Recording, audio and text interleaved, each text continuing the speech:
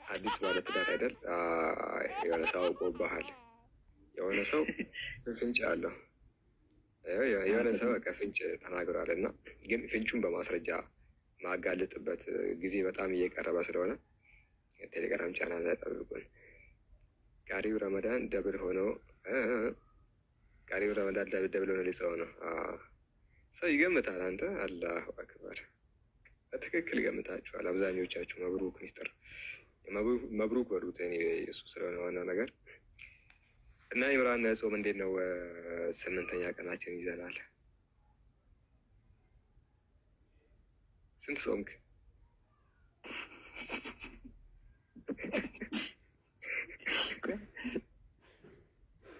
እንደዛ ልጅ እያለ እንደዛ ነበር የሚሉ። ስንት ጾምክ?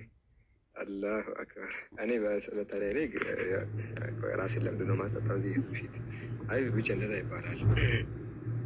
ሁላችሁም ጀዛኩሙላህ መብሩክ ላችሁኝ። ያው ያልነገርኳችሁ ይፋ ይውጣ ብዬ ነው። ቀኑ ሲደርስ ዝግጁ ስንሆን እነግራችኋለን ብዬ ነበረ። የአሁን ሰዓት ነግሯችኋል። ዝጋላችሁ ሰዎች የቀራችሁት ደግሞ ፎሎወሮችን ሌላ ጊዜ ሲያለ ቪዲዮ ሰርቼ አሳውቃችኋል።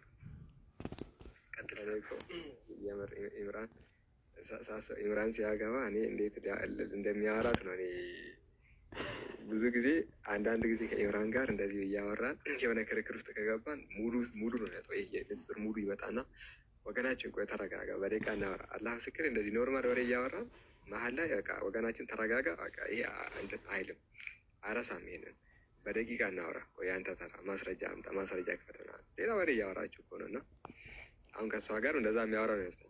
ወገናችን ማስረጃ አለሽ ሄደሽ ሚዩት አድርጊ ፈርተሻል እንደዛ ብሎ ያው እስካሁን አንድ ወር ሊሆን ነው። እስካሁን ብያት አላውቅም። ቡም ይላታል መሀል ላይ ወሰደ። እስካሁን ያው ወር ሊሞላው ነው። እስካሁን ብያት አላውቅም።